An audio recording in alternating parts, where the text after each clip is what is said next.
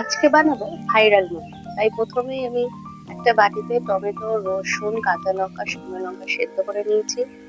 আর ওইটাকে ভালো করে তেল দিয়ে একটু পেস্ট করে নিয়েছি, সাদা তেল দিয়ে। এবার দেবো পরিমাণ মতো নুন, চিনি, আর দেবো হচ্ছে একটুখানি ভিনিগার, আর দেবো সয়া সস। এই ভাইরাল মোমোটা খুব কম সময়ের মধ্যে দুর্দান্ত, কারণ মোমো বেলতে করতে খুব সমস্যা হয়, তাই এই মোমোটা করা। কড়াইতে একটুখানি আমি রসুন আর একটুখানি আদা কুচি করে তেলের মধ্যে দিয়ে হালকা নেড়ে নেবো। তারপরে মোমো বানানোর যে স্পেশাল চাটনি, সেই চাটনির রেসিপিটাই আগে দেখাচ্ছি।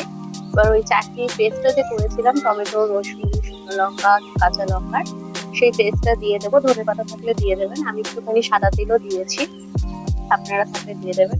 পেস্টটা ঘন একটু হয়ে গেলে নামিয়ে দেবেন। দুর্দান্ত হয়েছে, পুরো দোকানের মতন। আমি চাটনির রেসিপিটা দিলাম। এইবার বানাবো আমাদের সেকেন্ড পার্টে হবে মোমোর রেসিপি। তাই প্রথমে চিকেনের একদম বোনলেস চিকেন নিয়ে নেবো। তার মধ্যে দিয়ে দেবো ক্যাপসিকাম, রসুন, কাঁচা লঙ্কা, সয়া সস, নুন আর ভিনিগার। এই সবটা দিয়ে আমি মিক্সিতে পেস্ট করে নেবো। সেই পেস্টটা কুচো পেঁয়াজ দিয়ে আমি ভালো করে মেখে নেবো। মেখে ছোট ছোট বল করে নেবো। বল করে শুধু ময়দার মধ্যে একবার কোট করবো, তারপরে ঠান্ডা জলে ডিপ করবো, আবার ময়দায় কোট করবো, আবার ঠান্ডা জলে ডিপ করবো। এই প্রসেসটা মোটামুটি 2 থেকে 3 বার করবো। তারপরে আমরা একটা বাটিতে বা কড়াইতে গরম জল করতে দিয়ে দেবো। জলটা যখন গরম হয়ে আসবে, ফুটবে না, গরম হয়ে আসবে, তখন মোমোগুলো দিয়ে আমরা ফোটাবো।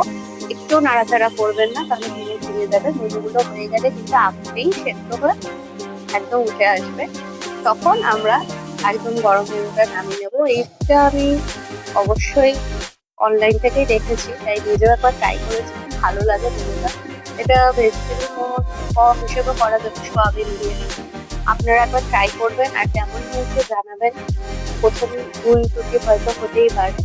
আর ভালো লাগলে অবশ্যই আমার পাশে থাকবেন, কমেন্ট করে অবশ্যই জানাবেন যে কেমন হয়েছে।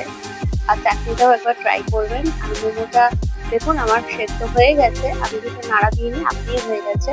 আর আমি তুলে নিয়েছিলাম, আমার বাড়ির বাচ্চারা খেয়েছে, খুব ভালো বলেছে।